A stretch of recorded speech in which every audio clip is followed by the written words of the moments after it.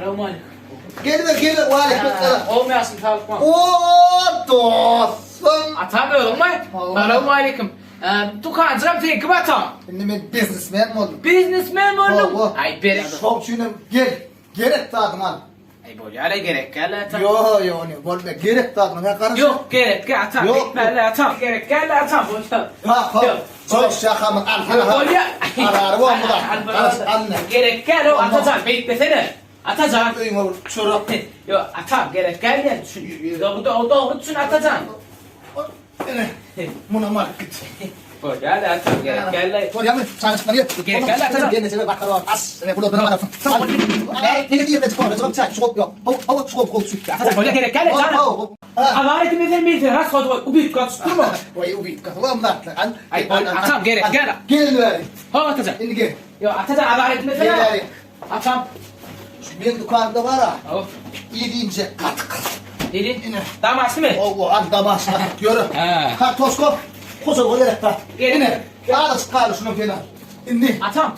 Sen birine sonra mı demek Ay, ki? ay gelin isme. İsmet, Bana atat- ha ina boğtu. Şundan. Ay tip nersin? İrlens kolca yugunar. Amina. Ay. Atacan. Havaret mi sana atacan? Huy ya bu şuna. Ne? Ben sağ mı? Ki? İki. Orada. Gel. Ha? İne. Şiroğlu bir. Atacan naibiyet. Hadi gel. Atacan sen abarot, nabarot kolay mı dost?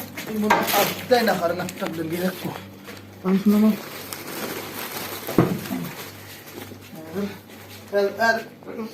Basine ma. Bana basit. Beş pat bele ödenek. Ay ben verecek beğenmek. Hey benim. Gitme. Dur. Hele sulatları öyle su kaydalı. Öyle mi? Yok bunu beri ha. Ben atam. Kuruluş kaydı yaşamasın mı? Kuruluş kaydı geçiyor. Dur. Yok ha. Ha. Kuruluş mu? Ben o için ben kaydayım Dur ya. ha gel ver. Ha. Gel ver.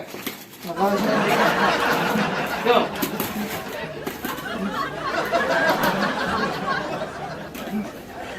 Başkudu 60 bin sana University.